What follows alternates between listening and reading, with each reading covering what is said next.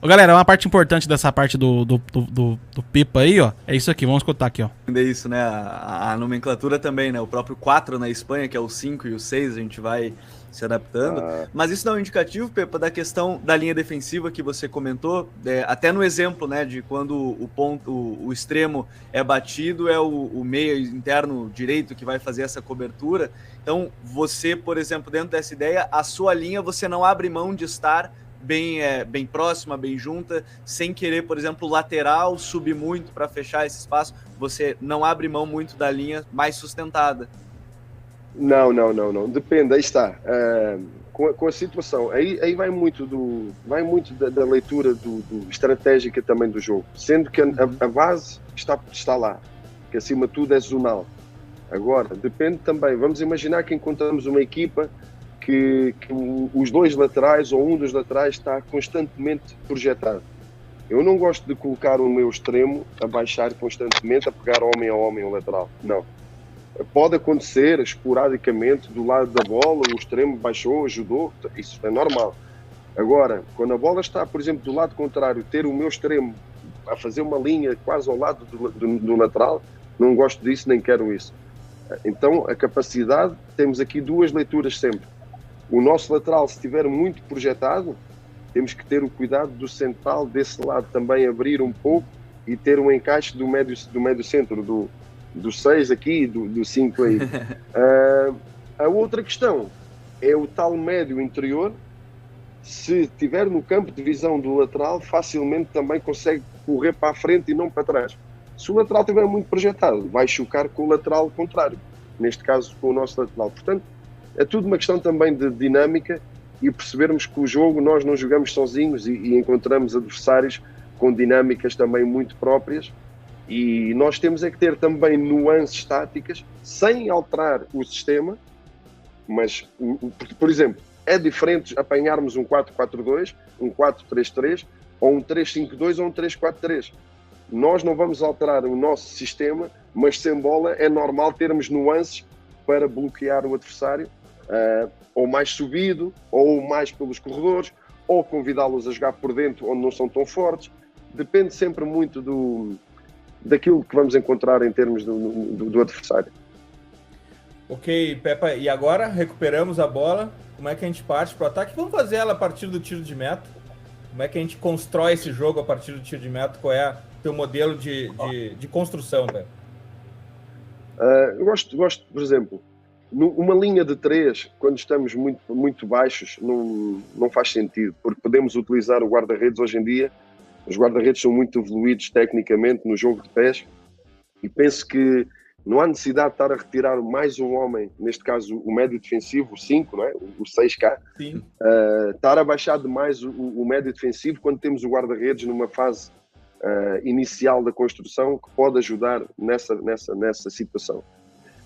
Quando estamos com o guarda-redes encaixado, um pouco mais atrás dos centrais, podemos ter os laterais a garantir a largura máxima e projetados.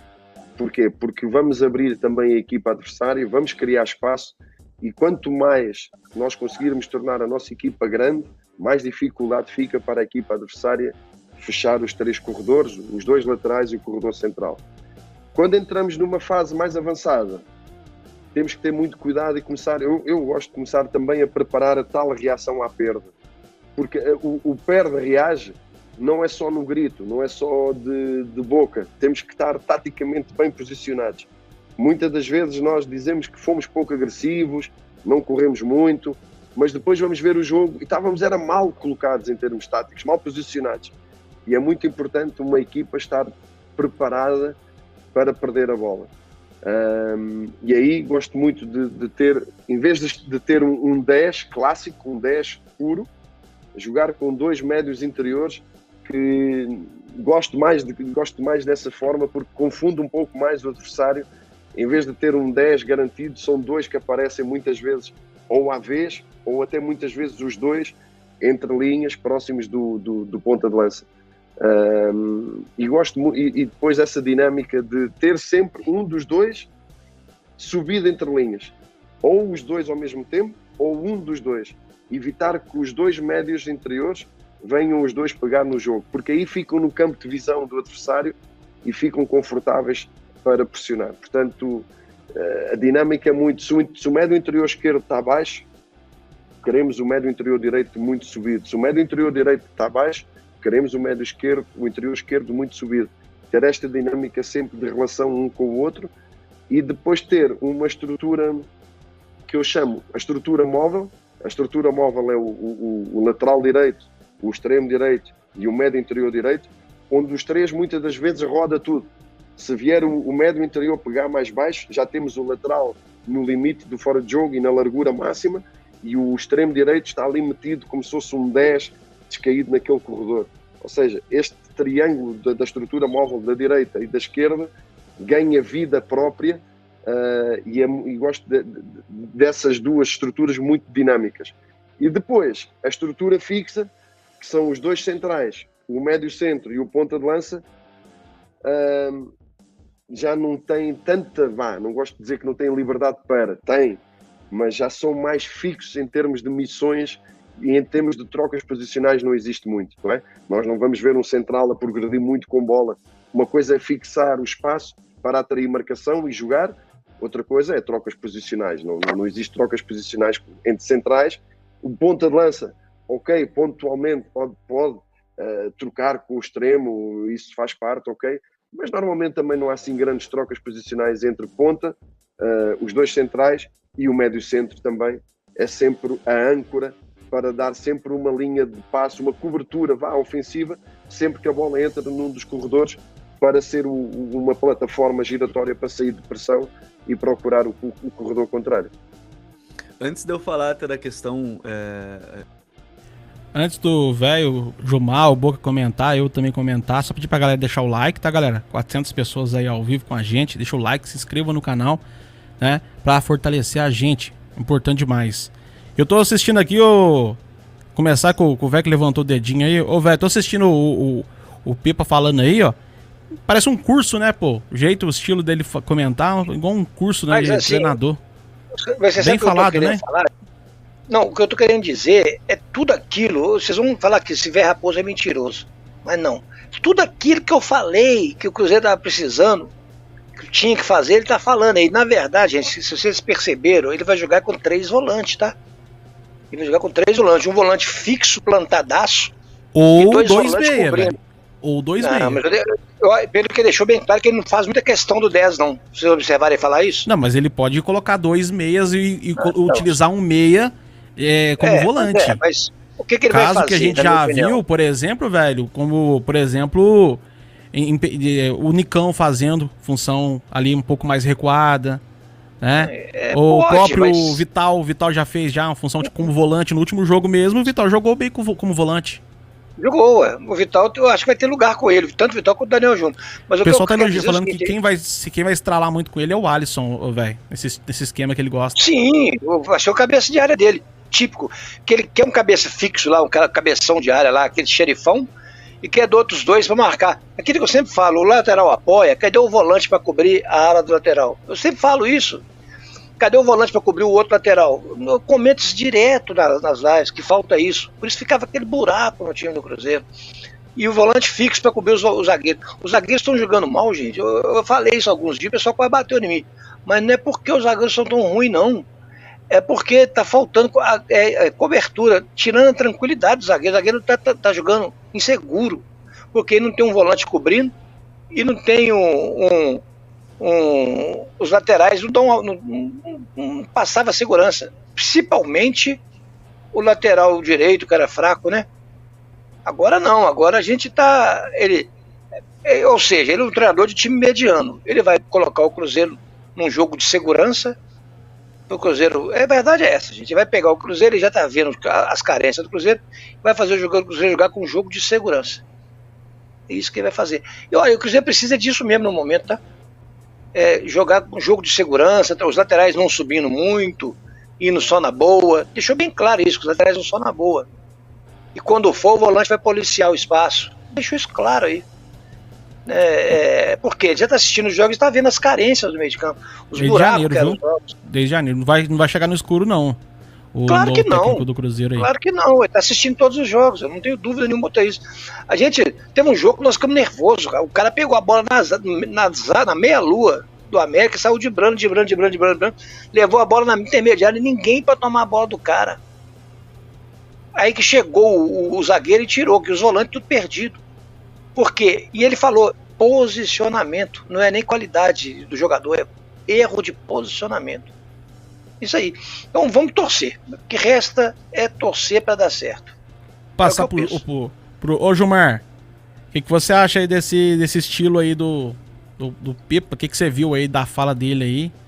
Desse esquema, principalmente saindo lá do goleiro, partindo do goleiro, qual que é o esquema que ele vai jogar? 2 meias frente ou 2 volantes? Esse esquema que ele falou. Outra coisa, o 10 que o pessoal fica, cadê o 10 do Pedrinho? Cadê o 10 do Pedrinho? Pelo jeito aí também não curte ficar com um 10 fixo não, né, ô Gilmar? É. Pode falar, velho. Não, vai lá, eu já falei. Não, Você gaguejou, velho. E parou. Não, eu só concordei com você, caramba. Concordei com você, pô. Falei, Não, Joe, acho que melhor do que eu, o próprio Pepa falou e como ele gosta de armar suas equipes, né? Mas ele também disse no início da sua fala que ele se molda muito ao que o time tem. Né? Se o time tem ali... Pode falar, velho. Eu tô falando não. Alguém ia falar aí, ó. Ele tá concordando, só quer concordar. Meu Deus. Se o Cruzeiro tem apenas ali, né? Vamos supor aí que ele fosse o Pezzolano, mas com a mente do Pepa, né? Se o Cruzeiro tem ali apenas 2 zagueiros disponíveis contra o América, por que você vai jogar com 3 zagueiros? Vai improvisar alguém? Não faz sentido nenhum. O Pepa tá muito claro que ele vai se moldar aquilo que o Cruzeiro vai oferecer. No Altai, o esquema mais utilizado por ele foi o 4-3-3 ofensivo, não foi o defensivo. Então você tinha um jogador com as características mais defensivas no meio-campo e outros 2 com as características mais ofensivas. Só que aquela régua que eu e o Vé acabou de comentar aqui do Campeonato Português. Uma coisa é você estar lá no mundo árabe, outra coisa é estar no Campeonato Português, outra coisa é o Campeonato Brasileiro. A Série A é uma competição muito complicada. E aí eu acho que nesse primeiro momento ele vai chegar mais quietinho, fazendo mais o básico, de repente colocando ali um segundo jogador no meio campo, uma característica, né, mais moderada, para depois ver o que ele pode fazer para melhorar esse time ofensivamente. Eu imagino, Joe, que ele vai chegar de uma maneira bem moderada, fazendo o mais simples possível para dar tempo, né, desse time taticamente se encaixar na forma que ele acha que seja correta. Porque ele vai exigir... Se a rapaziada aí tava, de repente achando que tava puxado o que o Pezzolano estava exigindo, não vai mudar muito não. Porque tá chegando um treinador que também é muito exigente, no momento de transição com bola, de momento de compactação, no momento sem a bola principalmente, enfim. A gente pode esperar que ele vai exigir muito dessa rapaziada. Mas taticamente falando, o Pepa falou por ele mesmo, Joe. Ele vai, imagino eu, que iniciar nesse esquema aí, no 4-3-3, mais moderado, com jogadores tendo as características ali, né, mais defensivas, principalmente esse segundo homem do meio campo. Esse terceiro homem não tem como ser um outro jogador que não seja um meia, realmente um articulador, né? Ele pode, de repente, até colocar um cara ali, de repente, sei lá, como o Alisson, mas acho que fica um time bem defensivo, né? Porque você já vai ter 2 volantões ali atrás. Então, bora aguardar, mas eu não vai me surpreender se ele, de repente, começar dessa maneira, sabe? Mais cauteloso, realmente mais resguardando mais o Cruzeiro, deixando o time o menos exposto possível, deixando o time mais compacto, cuidando primeiramente da casa, né? Fazendo feijãozinho com arroz. Depois ele vê o que consegue fazer de melhor ofensivamente com as peças que possui. Eu sou Cruzeiro, sou ex-campeão da Copa do Brasil, sou campeão.